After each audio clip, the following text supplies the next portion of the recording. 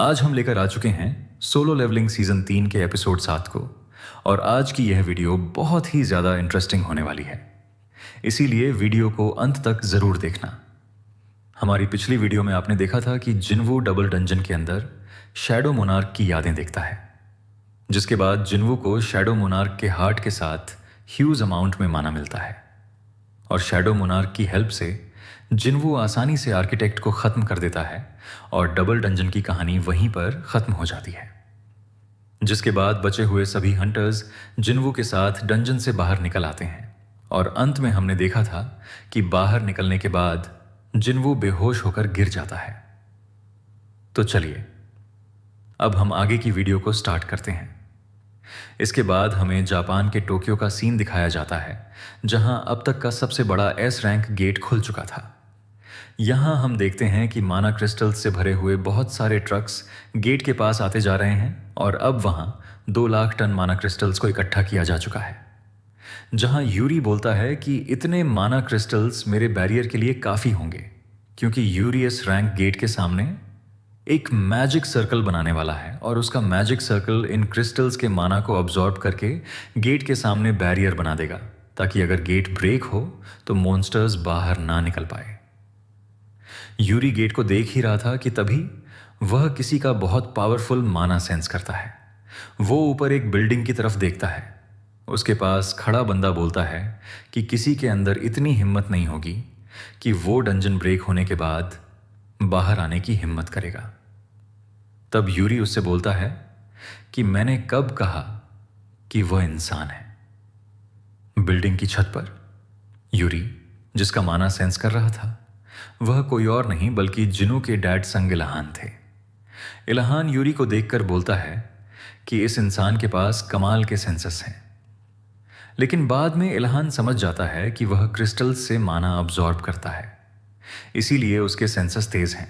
तभी Ilhan gate को देखते हुए बोलता है कि यह स्टार्ट हो गया है, सब कुछ प्लान के हिसाब से चल रहा है। वो बोलता है कि यहाँ बहुत बड़ी तबाही होने वाली है, क्योंकि गेट में हलचल होना स्टार्ट हो चुका था और वहाँ जापानीज आर्मी भी पहुँच चुकी थी। आर्मी को देखकर ब्लेड गिल्ड के हंटर्स बोलते हैं कि आज के समय में गन्स का मॉन्स्टर्स पर कोई असर नहीं होता, तो इतने सारे सोल्जर्स को यहाँ क्यों बुलाया गया है। ये सब इसीलिए वहाँ थे कि अगर यूरी का प्लान काम नहीं किया तो वो फ्रंट लाइन के हंटर्स की हेल्प करेंगे। बिल्डिंग के ऊपर से इल्हान गेट को देखते हुए बोलता है कि उन्हें बताओ कि वो कितने लाचार हैं इस गेट के सामने। इतने सारे माना क्रिस्टल्स को देखते हुए यूरी बोलता है कि अगर सब चले जाएंगे तो भी मैं इस गेट को अकेले संभाल लूंगा।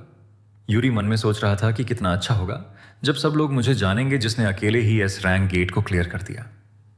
वह बहुत ज़्यादा ओवर कॉन्फिडेंस में था। वो अपने साथी से पूछता है कि यहाँ कितने हंटर्स आए हुए हैं। वो बताता है कि केवल 15 हंटर्स। यूरी बोलता है कि ये बहुत कम लोग हैं। इसके बाद वो पूछता है कि अमेरिकन हंटर्स क्या कर रहे हैं और क्या उन लोगों ने कोई हंटर जापान नहीं भेजा। तब उसे बताया जाता है कि अमेरिका के मैरीलैंड स्टेट में भी एक एस रैंक गेट खुला है। सिर्फ अमेरिका में ही नहीं बल्कि यूनाइटेड किंगडम, इंडिया और बाकी के नेशंस में भी एस रैंक गेट खुल रहे हैं। तब यूरी समझ जाता है कि इसीलिए बहुत सारे नेशंस में हंटर्स की कमी पड़ रही है। तभी वह देखते हैं कि एस रैंक गेट अब ब्रेक होना स्टार्ट हो चुका है। दूसरी तरफ जिनवू होश में आ जाता है और खुद को हॉस्पिटल में पाता है और तभी वहां पर जिनो आता है। वो जिनवू को देखकर रोते हुए बताता है कि मुझे लगा तुम तो दुनिया से ही निकल लिए। मैंने नहीं सोचा था कि तुम पूरे 3 दिन तक सोते रहोगे। यह सुनकर जिनवू हैरान हो जाता है कि वह 3 दिनों से सोया हुआ था। इसके बाद जिनवू जिन्हों को बताता है कि मैं बीमार था और उस वॉर के बारे में सोचने लगता है जो उसने शैडो मोनार्क की यादों में देखा था। लेकिन तभी जिनवू को जापान में खुले एस रैंक गेट के बारे में याद आता है और वह तुरंत जिनों से वहां की अपडेट पूछता है। दूसरी तरफ हम देखते हैं कि जापान का एस रैंक गेट ब्रेक हो चुका है और उसके अंदर से बहुत ज़्यादा बड़े जायंट्स निकलने लगते हैं। जायंट्स की पावर का अंदाज़ा आप इस बात से लगा सकते हैं कि हर एक जायंट ए रैंक के डंजन का बॉस है। उसे देखकर सभी हंटर्स की फट जाती है। दूसरी तरफ यूरी ओवर कॉन्फिडेंस में बोलता है कि यह बहुत आसान है। यूरी अब क्रिस्टल्स के माना को एब्जॉर्ब करने लगता है और गेट के चारों तरफ बैरियर बना देता है। वो जायंट उसके बैरियर पर अटैक करने लगते हैं। उसे देखकर यूरी की फटी हुई थी, लेकिन तब भी वो बोलता है कि तुम जायंट सोच रहे हो कि तुम मेरे बैरियर को तोड़ सकते हो। लेकिन यूरी की तब और फट जाती है जब वहां उससे भी बड़ा जायंट आता है और छोटे वाले को पीछे फेंककर एक ही झटके में यूरी के बैरियर को चीर देता है। अब हम फिर से जिन्वू को देखते हैं, जहां जिन्हो उसे जापान की सभी अपडेट देते हुए बताता है कि यह रेड बिल्कुल नाकाम थी। इसके बाद हमें जिन्हो के डैड चेयरमैन यू के ऑफिस का सीन दिखाया जाता है, जहां उसका सेक्रेटरी आकर बताता है कि वो 23 घंटे से सो रहा है। दरअसल उसे भी वही बीमारी थी जो कि जिन्वू की मां को थी। सेक्रेटरी उसे बताता है कि पहला ऐसा पेशेंट है जो लंबे टाइम के बाद इंटरनल स्लंबर से जगा है, और वह उसे जिन्वू की मां के बारे में बताता है। यू समझ जाता है कि जिन्वू के पास इंटरनल स्लंबर से सोए हुए पेशेंट को जगाने की पावर है। सेक्रेटरी उसे कुछ और बताने वाला था, लेकिन तभी वहां जिन्हो की बहन आ जाती है और अपने डैड से पूछती है कि आप कितने दिनों से सोए हुए हैं। सीन फिर से जापान में शिफ्ट होता है, जहां हम देखते हैं कि गेट से बाहर निकलते ही बड़ा वाला जायंट यूरी को पकड़कर ऊपर फेंक देता है और उसे पूरी तरह निगल जाता है। वहां की आर्मी उन पर टैंक और हेलीकॉप्टर्स से अटैक करने लगती है, लेकिन उन पर कोई भी असर नहीं होता है।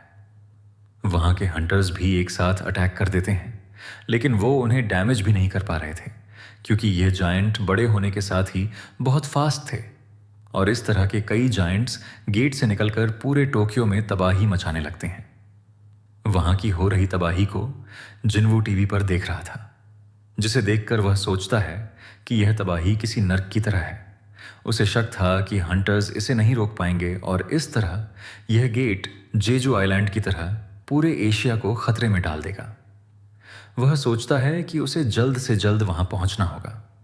तभी वहां जिन्हा आती है और उसे वहां जाने से मना करती है। जिन्वू हैरान हो जाता है। तब जिन्हा बोलती है कि मुझे पता है तुम वहां जाने वाले हो।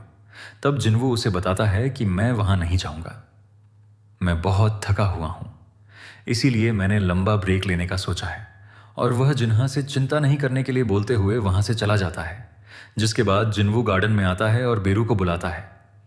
जिन्वू बेरू से बोलता है, मैंने तुम्हें जिन्हा का ध्यान रखने को बोला था, क्या तुम फिर से ड्रामा देखने लगे?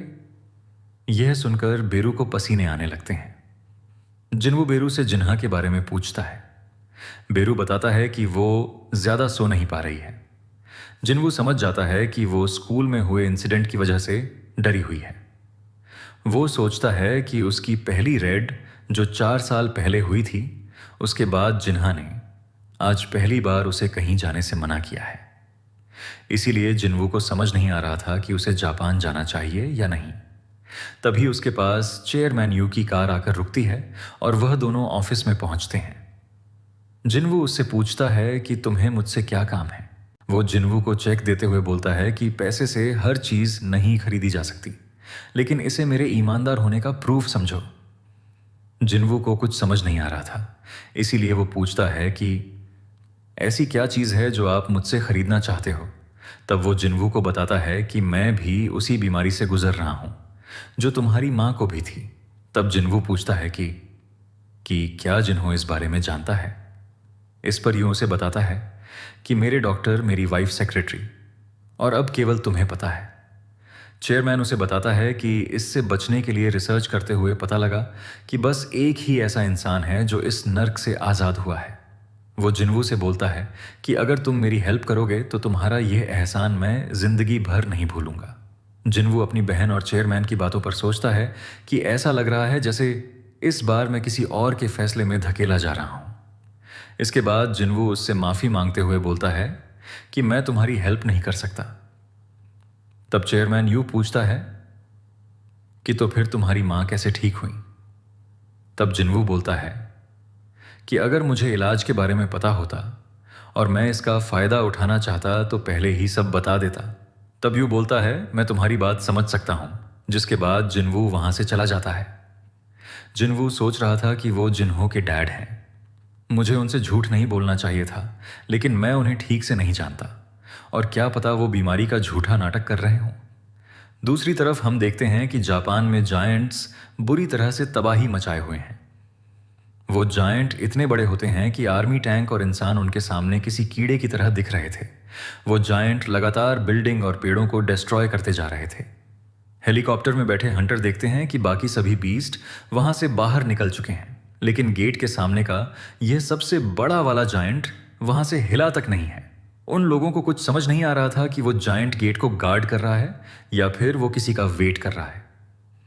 हंटर्स ये सब देखकर बोलते हैं कि पता नहीं कि सब कुछ तबाह होने से पहले हम ये सब रोक भी पाएंगे या नहीं, क्योंकि अब पूरे 2 दिन हो चुके हैं। दूसरी तरफ हम जिन्वू के ऑफिस का सीन देखते हैं। वहां जिन्हो यह सुनकर चौंक जाता है कि जिन्वू जापान जाने वाला है। वो जिन्वू से बोलता है कि रेड गेट वाला इंसिडेंट, जेजू आइलैंड और अब भी की डबल डंजन वाली घटना। वो जिन्वू से पूछता है कि क्या तुम्हें पता है इन सब में एक जैसा क्या है। जिन्वू कुछ समझ नहीं पाता।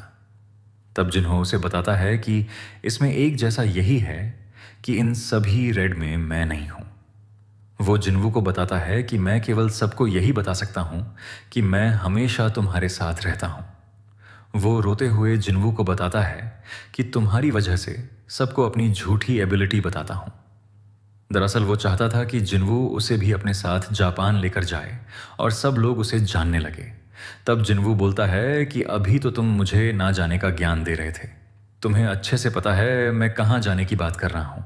तब वो जिन्वू से बोलता है कि मुझे आप पर विश्वास है और मैं ठीक रहूँगा जब तक आप मेरे साथ हो। इसके बाद जिन्वू उससे बोलता है कि मैं मजाक कर रहा था, मैं वहाँ नहीं जाने वाला हूँ। इसके बाद जिन्वू अपने घर जाने लगता है और जिन्हो को भी घर जाने के लिए बोलता है।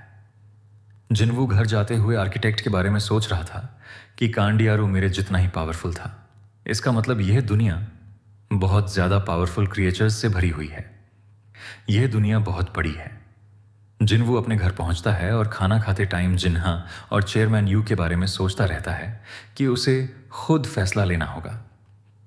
जिन्वू होली वाटर ऑफ लाइफ के बारे में सोचता है कि उसके पास यह बहुत कम बचा है, इसीलिए इसे संभल कर यूज करना होगा। वहीं जब तक वो लेवल अप कर सकता है, उसे आगे बढ़कर जंग के मैदान में उतरना होगा और खुद को और भी पावरफुल बनाना होगा, क्योंकि अभी भी बहुत सारे लोग हैं जो उससे ज्यादा पावरफुल हैं। इसके बाद वो अपनी माँ से बोलता है कि उसे जाना होगा। उसकी माँ बताती है कि तुम्हारे डैड भी ऐसे ही थे और वो भी खाने के बीच में ही चले जाते थे जब भी उन्हें इमरजेंसी कॉल आती थी। इसके बाद उसकी माँ बोलती है कि डिनर के बाद सामान पैक कराने में मैं तुम्हारी हेल्प करूंगी। डिनर के बाद जिन्हा सोने जाने लगती है। तभी जिन्वू उसके पास आता है और उससे बात करने की कोशिश करता है, लेकिन वो उससे नाराज थी क्योंकि वो जापान जाने वाला था। तब जिन्वू उसे बताता है कि वो जब भी किसी रेड में जाता है तो उसे लगता है कि वो मौत के मुंह में आ गया है, लेकिन वो हर बार जिंदा वापस आ जाता है। वो जिन्हा से बोलता है कि हर बार घर आकर मुझे बहुत अच्छा लगता है, इसीलिए इस बार भी मैं वापस लौट कर आऊंगा। इसके बाद रेड में जाने से कभी ना रोकने के लिए जिन्वू जिन्हा को थैंक यू बोलता है। जिन्हा रोते हुए बोलती है, वैसे भी तुम मेरी बात नहीं सुनते। इसके बाद जिन्वू जिन्हा से बोलता है कि मैं लौटकर जरूर वापस आऊंगा, चाहे कितनी भी दूर क्यों ना रहूं, मैं तुम्हें हमेशा प्रोटेक्ट करूंगा। अगले ही दिन गो एक प्रेस कॉन्फ्रेंस रखता है जहां जिन्वू ये अनाउंस करता है कि वो जापान में एस रैंक गेट के मिशन के लिए जाएगा और अंत में गो जिन्वू को गुड लक विश करता है। इसके बाद हम एयरपोर्ट का सीन देखते हैं जहां जिन्हो भी अपना बोरिया बिस्तर लेकर एयरपोर्ट पर पहुंच चुका था और उसे देखकर रिपोर्टर्स उसकी भी फोटोज लेने लगते हैं, जिसे देखकर जिन्वू हैरान हो जाता है। अबाजिन गिल्ड के guild master and vice guild master Japan की फ्लाइट लेने के लिए आगे बढ़ते हैं। दूसरी तरफ हम जापानीज आर्मी सोल्जर्स को देखते हैं जो घायल हुए लोगों को वहां से निकालने का काम कर रहे थे। तभी वहां 2 ओल्ड कपल आते हैं जो सोल्जर्स से वहां फंसे हुए कुछ और लोगों को बचाने के लिए बोलते हैं। उनमें से एक सोल्जर उन्हें बताता है कि ट्रक में केवल 2 या 3 लोगों के लिए जगह बची है, इसीलिए उनके बारे में सोचने का टाइम नहीं है और अगर आप लोग यहां से नहीं गए तो मारे जाओगे क्योंकि मॉन्स्टर्स इसी तरफ आ रहे हैं। तब वो दोनों उसे बताते हैं कि उन्होंने आखिर तक उनके साथ रहने का वादा किया है, इसीलिए वो घायलों को छोड़कर नहीं जाएंगे। जिसके बाद वो सोल्जर बोलता है कि तो फिर मैं भी यहीं रहूंगा, ये जानते हुए कि यहां सिविलियंस हैं, मैं यहां से नहीं भाग सकता। और तभी वहां पर जाइंट्स आ जाते हैं। सोल्जर्स उन पर फायरिंग करते हैं, लेकिन उन्हें कोई फर्क नहीं पड़ता। जाइंट अब सबको कुचलने ही वाला था। वह सोल्जर सिविलियंस के सामने आकर खुद को सैक्रिफाइस करने वाला था, लेकिन इससे पहले कि वो जाइंट उन्हें खत्म करता, वहां जिन्वू का शैडो सोल्जर जिमा आ जाता है और अपनी स्वर्ड के एक अटैक से ही उस जाइंट का खेल खत्म कर देता है। उसे देखकर सोल्जर्स और वहां के सभी लोग हैरान हो जाते हैं कि आखिर यह चीज है क्या। उस सोल्जर के पीछे जिन्वू खड़ा था। जिन्वू जिमा से बोलता है कि हमें दूसरी जगह चलना चाहिए, क्योंकि यहाँ हॉस्पिटल बहुत पास में है, इसीलिए यहाँ फाइट करना खतरनाक होगा। तभी उन कपल के ऊपर बिल्डिंग का बड़ा सा टुकड़ा गिरने वाला था, लेकिन जिन्हो टाइम पर आकर उन्हें बचा लेता है। जिन्हो जिन्वू से बोलता है कि मैं यहीं रुककर लोगों की हेल्प करूंगा। इसके लिए जिन्वू मान जाता है और अपने डैगर्स निकाल लेता है। जिसके बाद जिमा और जिन्वू वहां के जॉइंट्स को एक एक करके मारना स्टार्ट कर देते हैं। इसके बाद हमें अमेरिका के स्कैवेंजर गिल्ड का सीन दिखाया जाता है, जहां का गिल्ड मास्टर थॉमस आंद्रे है। स्कैवेंजर गिल्ड के हंटर्स को पता चलता है कि जिन्वू जापान गया है। वहां के हंटर्स को लग रहा था कि जिन्वू जल्द ही मारा जाएगा, क्योंकि सेलनर ने उसे अपग्रेड नहीं किया था। इस गिल्ड के हंटर्स सेलनर से अपनी पावर्स अपग्रेड कराते हैं, इसीलिए उन्हें लगता है कि सभी हंटर्स की एक लिमिट होती है। इसीलिए वह बोल रहे थे कि ज्यादा दिमाग वाला हंटर अब मारा जाएगा। वह सब शर्त लगा रहे थे कि वो एक दिन से ज्यादा नहीं टिकेगा। तब उन सब से आंद्रे बोलता है कि मैं स्कैवेंजर गिल्ड की बिल्डिंग की शर्त लगाता हूं कि वह जिंदा बच जाएगा। इसके बाद आंद्रे बोलता है कि जापान में चीजें काफी मजेदार हो रही हैं, पर मुझे लगता है कि कल तक हमारी पार्टी भी स्टार्ट होने वाली है, क्योंकि अमेरिका में खुला एस रैंक गेट भी ब्रेक होने वाला था। दूसरी तरफ जापान में जॉइंट्स अब खत्म हो रहे थे। हेलीकॉप्टर में बैठे रिपोर्टर्स यह देखकर हैरान थे कि जिन्वू के समन किए हुए बीस्ट जॉइंट्स को खत्म कर रहे हैं। वह देखते हैं कि इंसेक्ट्स की आर्मी द्वारा जॉइंट्स को जिंदा खाया जा रहा है। दूसरी तरफ एक जाइंट छोटी सी बच्ची को खत्म करने वाला था। इससे पहले कि वो उस लड़की को पकड़ पाए, वहां एग्रिस आ जाता है और उस जाइंट का हाथ काट देता है, और तभी ऊपर से आयरन भी जंप करते हुए अपने स्वर्ड से उसके सिर में अटैक करके एक ही बार में उस जाइंट को खत्म कर देता है। उसे खत्म करने के बाद आयरन बहुत जोर से चिल्लाता है। उसे इस तरह से देखकर इग्रिस को भी पसीने आ जाते हैं। इसके बाद इग्रिस उस लड़की को शांत कराता है। जिन्वू भी आयरन को देखकर सोचता है कि रैंकअप होने के बाद वह काफी मजे कर रहा है। तभी एक सोल्जर जिन्वू के पास आता है और उन्हें बचाने के लिए जिन्वू को थैंक्स बोलता है। जिन्वू उसे बोलता है कि तुम काफी ब्रेव सोल्जर हो और तुमने अच्छा काम किया। इसके बाद जिन्वू जिन्हो से उस सोल्जर को यहां से ले जाने के लिए बोलता है और जिन्हो उस सोल्जर को अपने साथ ले जाता है। जिसके बाद जिन्वू बोलता है कि अब असली काम करने का टाइम आ गया है और वो वहां के मरे हुए जाइंट्स की शैडो को एक्सट्रैक्ट करने के लिए अराइज बोलता है। इसके बाद हम जापानीज हंटर एसोसिएशन का सीन देखते हैं। वहां के लोग चेयरमैन को बताते हैं कि उनके सभी शहर एक एक करके फ्री हो रहे हैं और वहां के जाइंट्स खत्म हो रहे हैं। मासुमोतो को अपने कानों पर यकीन नहीं हो रहा था कि यह कैसे हो सकता है। तब उसे गोतो की याद आती है कि वह जिन्वू के बारे में सही था। जब जिन्वू और जिन्हो जापान के एयरपोर्ट पर पहुंचे थे, तब मासुमोतो वहां जिन्वू से मिलने गया था। उसके माना को देखकर मासुमोतो बोलता है कि मैं अनगिनत हंटर्स से मिल चुका हूं, लेकिन कोई भी उसके करीब नहीं था। वो सबसे पावरफुल है। एयरपोर्ट पर वो जिन्वू से बोलता है कि जाइंट्स ओसाका सिटी की तरफ जा रहे हैं, इसीलिए ओसाका को बचाने पर ज्यादा ध्यान दीजिए। दरअसल मासुमोतो सोच रहा था कि इससे कोई फर्क नहीं पड़ता कि वह कितना पावरफुल है, वह अकेले सभी जाइंट्स को नहीं मार पाएगा। इसीलिए वह सोचता है कि जब तक जिन्वू जाइंट्स को रोक कर रखेगा, तब तक हमें दूसरे नेशन से हेल्प मांगनी होगी। लेकिन जिन्वू उसकी बात समझ जाता है और उसकी बात मानने से मना कर देता है, क्योंकि जिन्वू अकेले ही इस मिशन को खत्म करना चाहता था। और यह बात सुनकर चेयरमैन को पसीने आने लगते हैं, लेकिन अब उसे सब समझ आने लगता है। इसके बाद हम जिन्वू को देखते हैं जहां वो 5 मरे हुए जाइंट्स को अपना शैडो सोल्जर बना लेता है और उनका नाम सोचने लगता है, जिसके बाद वो उनका नाम 1 2 3 4 और 5 रख देता है। तभी वहां बेरू आकर बताता है कि किंग मैंने एक और को हरा दिया है। तब जिन्वू बोलता है तो इसका नाम नंबर 6 होगा। जिन्वू सोचता है कि मैं शैडो एक्सचेंज से जगह जगह अपनी आर्मी तैयार कर सकता हूं। इसके बाद वो जिन्हों से रुकने के लिए बोलकर वहां से जाने लगता है। जिन्वू ने जो शैडो सोल्जर्स पूरे जापान में भेजे थे, उन्होंने हंटर्स की हेल्प करके ज्यादातर जाइंट्स को मार दिया है। वो सोचता है कि ह्यूज अमाउंट में माना के चलते जो लड़ाई लंबी चलेगी उसे मैं जल्द ही जीत लूंगा। इसके अलावा वह थके हुए जाइंट्स मेरी वापस जिंदा होने वाली आर्मी से कभी नहीं जीत सकते। पर दिक्कत यह है कि इस एस रैंक गेट की वजह से जापान के सभी लो रैंक गेट भी ब्रेक हो गए हैं और वहां से निकलने वाले छोटे बीस्ट जाइंट्स के साथ मिलकर अटैक करने लगे हैं। इसीलिए सिविलियंस को यहां से बाहर निकालना ज्यादा जरूरी है। एस रैंक गेट को ब्रेक हुए पूरे 7 दिन हो चुके हैं और पूरा शहर अब खंडहर बन चुका है। जिन्वू और जिन्हो चलते हुए एस रैंक गेट के सामने आते हैं।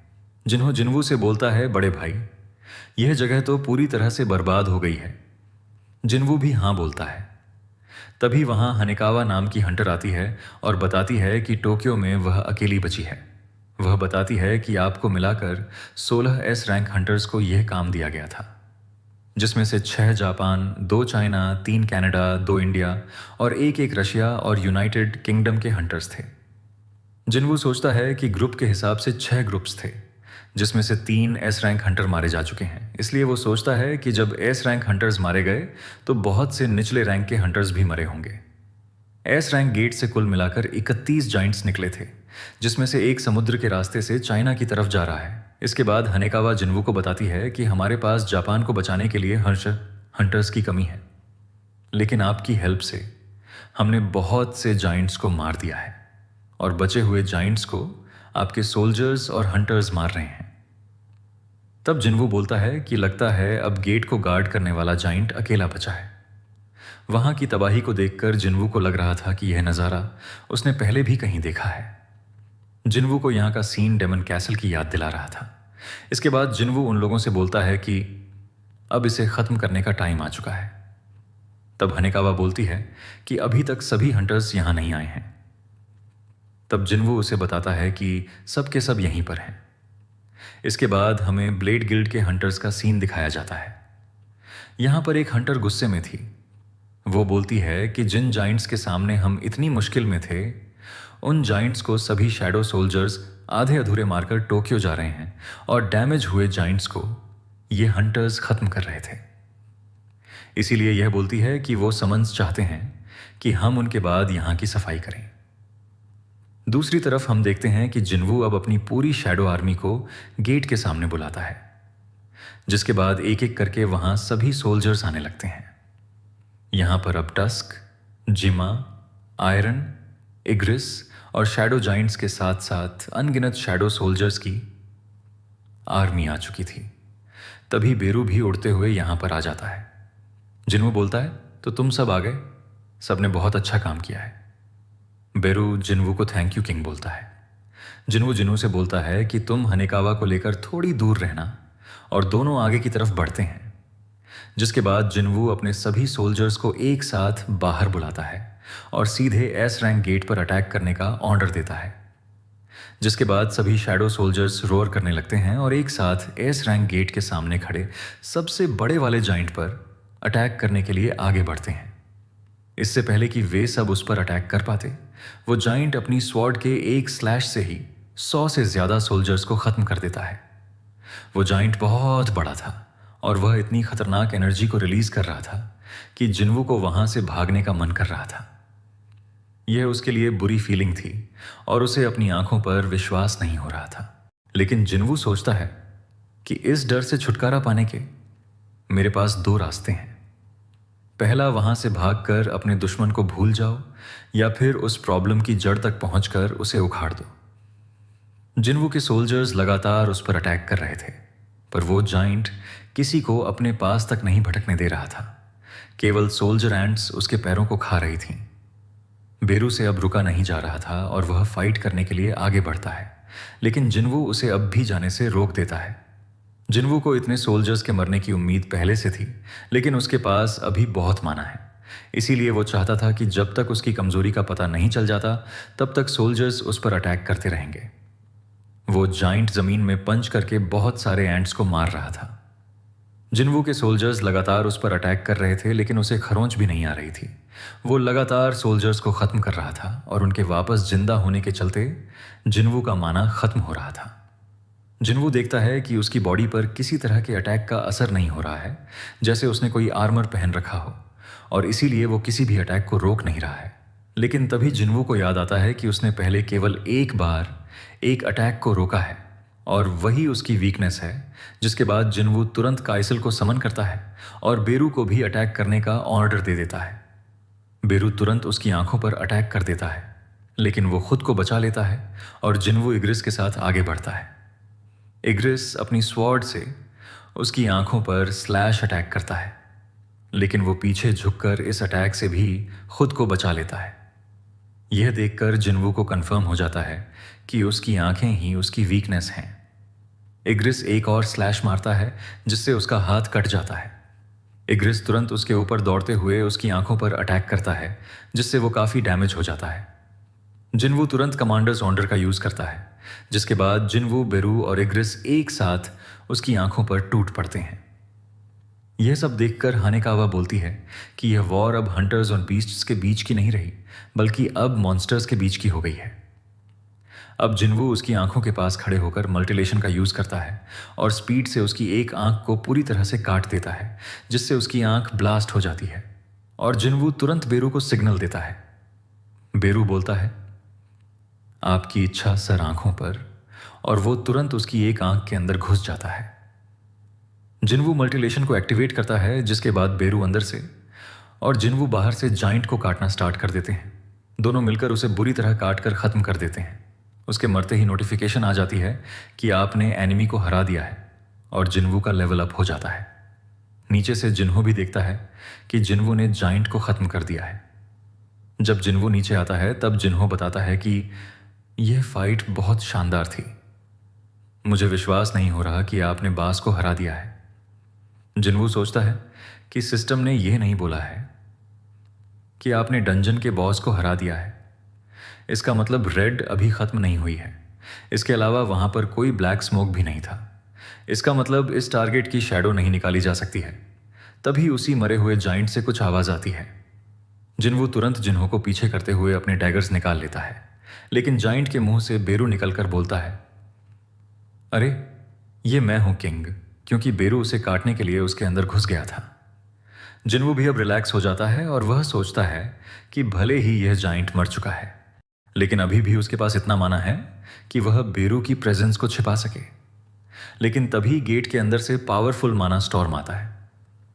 यह स्टॉर्म बहुत ज्यादा पावरफुल था, इसीलिए जिन्वू के सामने बेरू आ जाता है और जिन्हो को एग्रिस बचा लेता है। नहीं तो उसका खेल माना स्टॉर्म से ही खत्म हो जाता। जिन्वू देखता है कि वह गेट मरे हुए जाइंट के माना को एब्जॉर्ब कर रहा है। जिन्वू हैरान था, क्योंकि ऐसा पहली बार हुआ था कि केवल माना स्टॉर्म से उसे खरोंच लगी हो। इसके बाद जिन्वू जिन्हो से बोलता है कि तुम यहां रुको, मैं गेट के अंदर देखने जा रहा हूं, और वह स्पीड से बेरू के साथ गेट के अंदर चला जाता है। अंदर जाते ही जिन्वू देखता है कि यह जगह बहुत बड़ी है, इसीलिए जाइंट्स यहां से बाहर निकल पा रहे हैं। तभी उन दोनों को कोई आवाज सुनाई देती है। वो दोनों वहां जाने लगते हैं। जिन्वू बेरू से बोलता है, कितनी अजीब हंसी है, एक दुश्मन गेट के अंदर आ गया और तब भी वह हंस रहे हैं।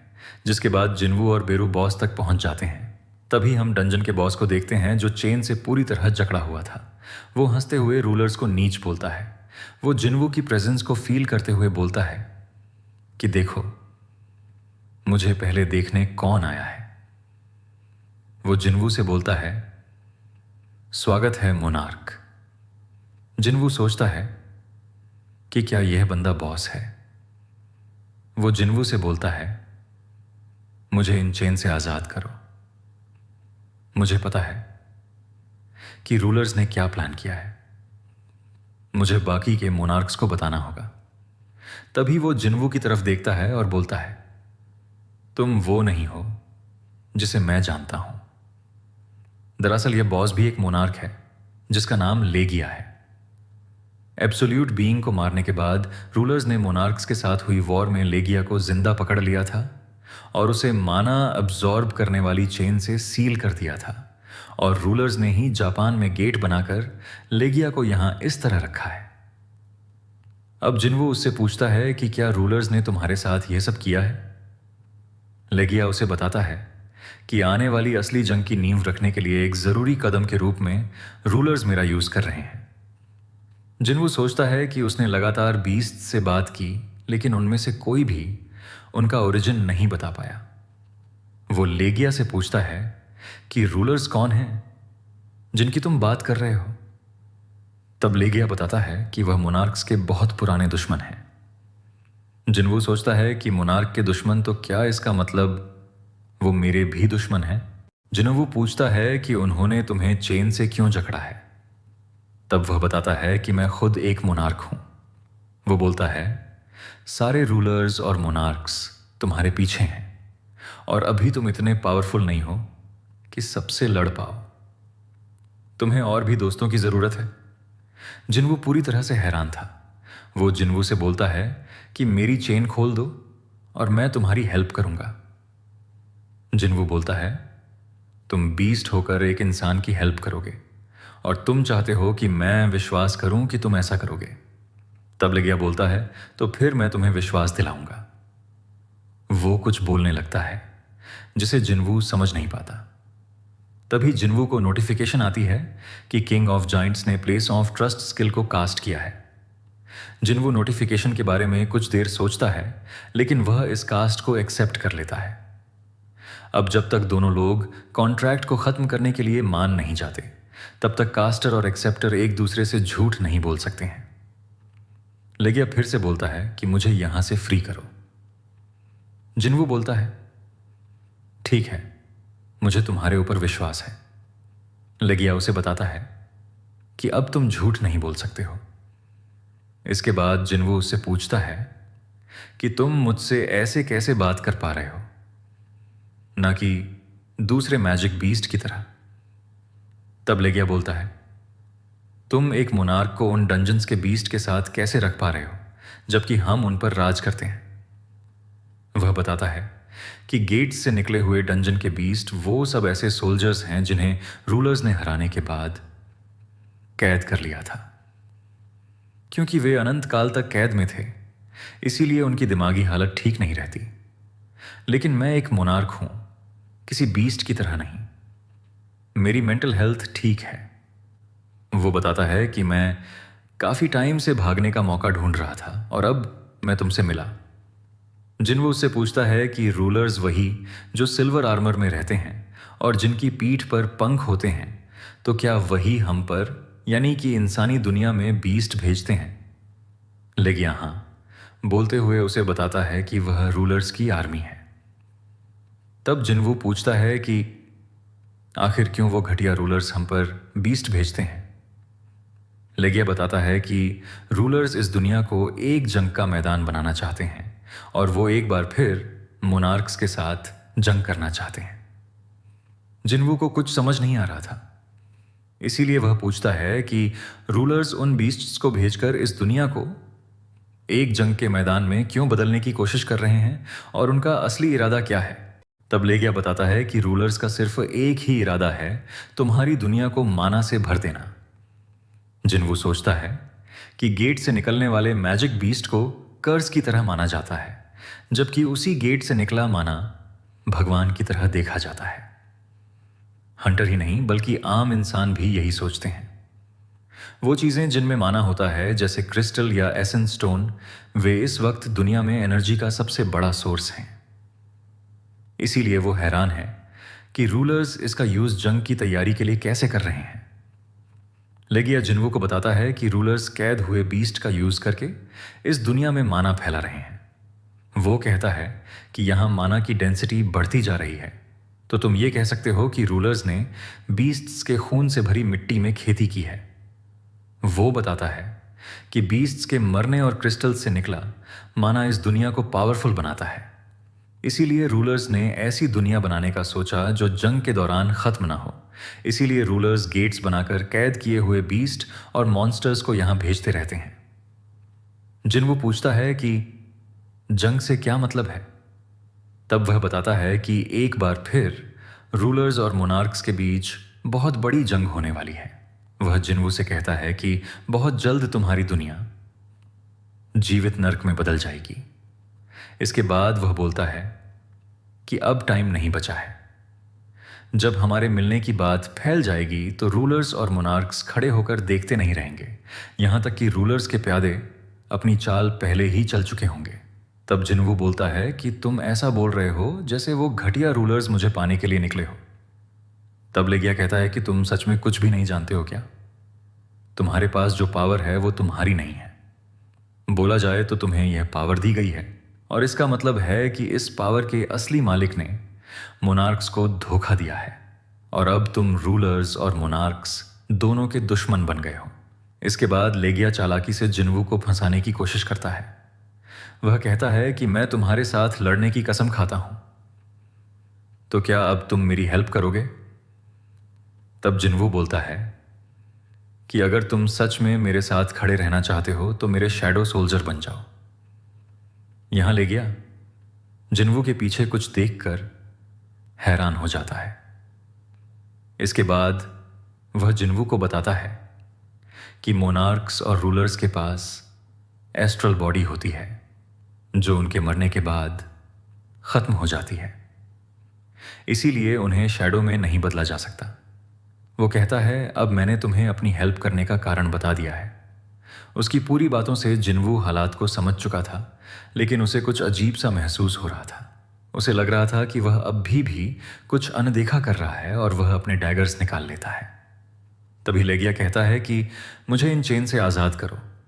वो बताता है कि अगर तुम मेरी हेल्प करोगे तो यह एहसान मैं कभी ना कभी लौटा दूंगा। यह दो मोनार्क के बीच का वादा है, लेकिन जिन्वो लेगिया की गर्दन पर लगे एसेंस स्टोन को देख लेता है और पूछता है तो क्या भरोसा करने का यही नतीजा है? जब तक तुम्हारे पास एसेंस स्टोन है तब तक तुम रूलर्स की बात सुनते रहोगे। जिन्वो को पता था कि बाकी बीस्ट्स की तरह इसे भी बोला जा रहा है कि इंसानों को मारो।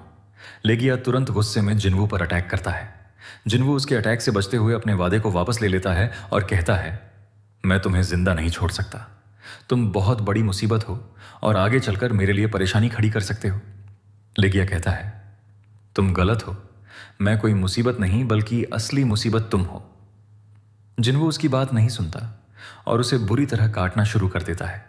और तब लेगिया कहता है जैसे जैसे इंसानों और मॉन्स्टर्स के बीच जंग बढ़ती जाएगी वैसे वैसे यह दुनिया खून से भरी जंग में बदल जाएगी और मैं दुआ करूंगा कि जिनको तुम बचाना चाहते हो वे सब जंग की लाशों की आग में झलकर राख हो जाएं। यह सुनकर जिन्वो गुस्से में कहता है मेरे होते हुए ऐसा कभी नहीं होने वाला और वह सीधे लेगिया की गर्दन उड़ा देता है। जिसके बाद जिन्वो को डंजन के बॉस के खत्म होने की नोटिफिकेशन आती है और उसका लेवल अप हो जाता है। जिन्वो को कोई शैडो सोल्जर नहीं मिला था, इसीलिए वह लेगिया से निकला स्टोन गिफ्ट के रूप में अपने पास रख लेता है और लेगिया की बॉडी खत्म होने लगती है। आज की यह वीडियो यहीं पर खत्म होती है। अगर आपको वीडियो पसंद आई हो तो वीडियो को लाइक करें और नेक्स्ट पार्ट के लिए ज़रूर बताएं। मिलते हैं नेक्स्ट वीडियो में।